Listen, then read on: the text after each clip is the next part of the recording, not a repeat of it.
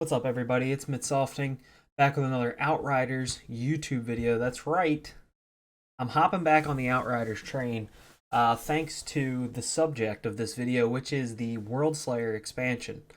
If you played Outriders when it came out like a year ago or so, there was a lot of problems with balancing, difficulty, loot drops, bugs, like a million things. We all know it. I played it for 400 plus hours. I know plenty of people who did as well. Overall, it's a really fun game, but it definitely had its problems. This video is for those people who stopped playing after a while, for people who are unsure about whether the new Worldslayer expansion is going to be worth coming back to the game for. Is it worth spending whatever amount of money is? I think it's $35 right now if you pre-order for the Worldslayer expansion, which is a good question. I played through the entire thing already. The early access technical test went out to people who signed up for it, which I did. I got access to it. Unfortunately, there is a pretty strict NDA about it, so you can't show any video, photos. You can't really even share specific details about what went on in it. So I'm going to try to give a review of it without, giving specifics about what's going on. I can tell you that there is an entire new campaign, which is along the same lines of the what's already in the game for campaign. Overall, you're getting a decent amount of campaign content. It's not as long as the full length campaign that the game launched with, but it's a good amount. There's also a new endgame system, which I, again, can't really share anything about, but I can tell you that it's pretty sick. I like the idea of it. I didn't play a ton of it because obviously it's similar to the current endgame expeditions in that the main purpose of it is to grind for gear and get your characters better. So there wasn't really a point in me doing it in the technical test. So I played a little bit to try it around for like a few hours, but I wasn't gonna like grind for gear in a temporary technical test where I was gonna lose everything because I was playing a temporary character. So there's not really a point, to be honest. So there are all new environments in the game. Everything looks vastly different from the environments that are already in the game, which was surprising to me because honestly, whenever an expansion comes out for anything, I'm expecting a lot of reused assets, a lot of reused environments, kind of the same areas. Everything looks pretty new, which is really cool to me because I also think People Can Fly does an excellent job with environment design and art design in general, and getting those new areas is really, really good. It's a big bonus. I can also tell you there's new enemies, there's new weapons, gear, and mods. I can't like go into specifics, but there's new everything basically. You're not just getting like a few new areas and like a little bit, it's not a bunch of reused crap. There's a lot of new stuff and it's pretty sick. I was honestly pretty impressed. I didn't expect much. I honestly didn't even expect Worldslayer to draw me back in, but it has, and I'm interested in Outriders again. There are also new ways to level up. I guess I can talk about some of the endgame leveling because it looks like Outriders posted it on Twitter already, which I'm going to play the video kind of next to me as I'm talking about it. Basically, there's something called Ascension Points, which, if you're familiar with Diablo 3, it's Paragon levels. It's the same thing. You basically can level up, I think it's to 200, and each time you level up, you get like some kind of boost, whether it's like crit chance, anomaly power, whatever it is. You get a like 0.5% or something to add to your character. So obviously, getting that to 200, you're going to be like pretty powerful. So that's how you can expect the game to be really difficult, which brings me to my next point.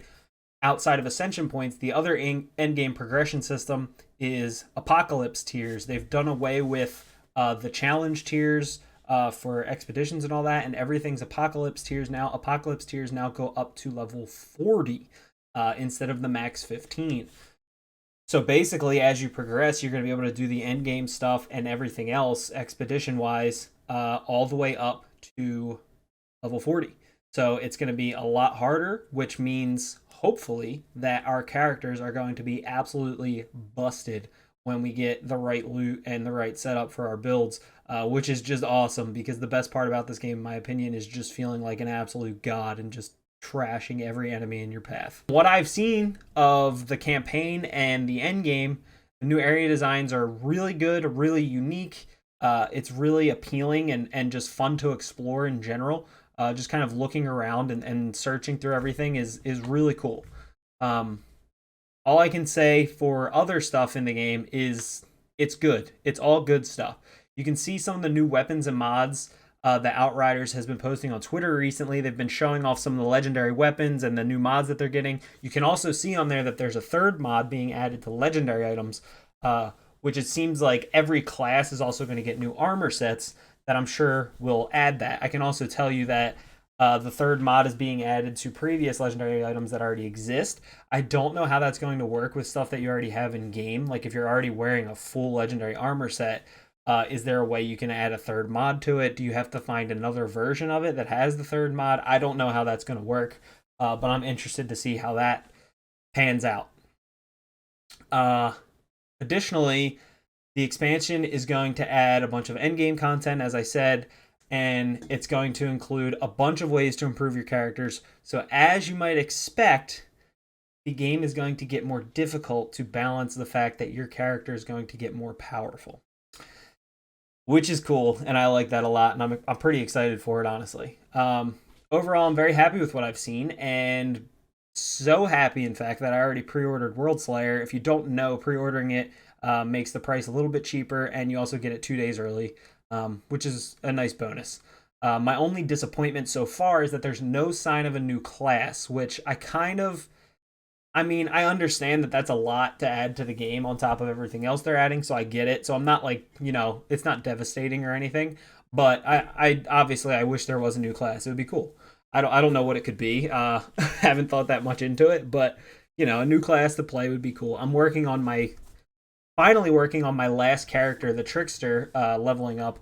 I've had all the other characters leveled up for months and months and months, but I never played a Trickster, so I'm currently playing that. Other than that, it seems like People Can Fly is doing pretty much everything we asked for as a player base. I know like the group of people that I played with, which I'm assuming you guys are probably watching this right now. You know who you are. We all complained about this, that, and the other thing, and I can tell you that pretty much all of that is being addressed. It really seems like PCF listened to the player base, and they're trying to fix and add things that everyone wanted, which is exactly what I wanted. Like, as long as they're listening to the player base, they're doing it right, and they're making improvements, I'm happy, and I'm willing to give them my money, which is why I already did, and I pre-ordered the game, or the expansion. Yeah, that's pretty much it. So, Worldslayer looks really sick. I'm super excited for it. From what I've played, everything's rock solid. It's going to add a lot of content, and it's a huge step in the right direction for the game. I honestly think if you liked the game before, you're going to like it more than you did with this expansion. So I just wanted to make this video to tell people like that if you already liked the game, Worldslayer is worth coming back for. Like if you were never interested in Outriders and you hated it, you're probably not going to really change your mind. It's not like a completely different game or anything. But if you loved the game before and were like me and you thought like, man, this game has a ton of potential, but it just needs like a few things, like a few added items, a few, changes, a few bug fixes, like things like that. If that's how you thought, which is how I thought, you're going to love it. Worldslayer is rock solid, and I really think it's worth coming back for. If you enjoyed this video, please give it a like. Consider subscribing to my channel for more Outriders content. I'm going to be making more Outriders content prior to Worldslayer expansion, and I'm going to be making Worldslayer content when it comes out. Check out my Twitch stream. It's at twitch.tv/midsofting, the same as my YouTube name, where I will be streaming Outriders from now until the foreseeable future. And I will also have 2-day early access to the Worldslayer expansion if you want to see it before it comes out and maybe consider buying it when it drops on June 30th. Thanks for watching, and I hope you have a fantastic day. Goodbye.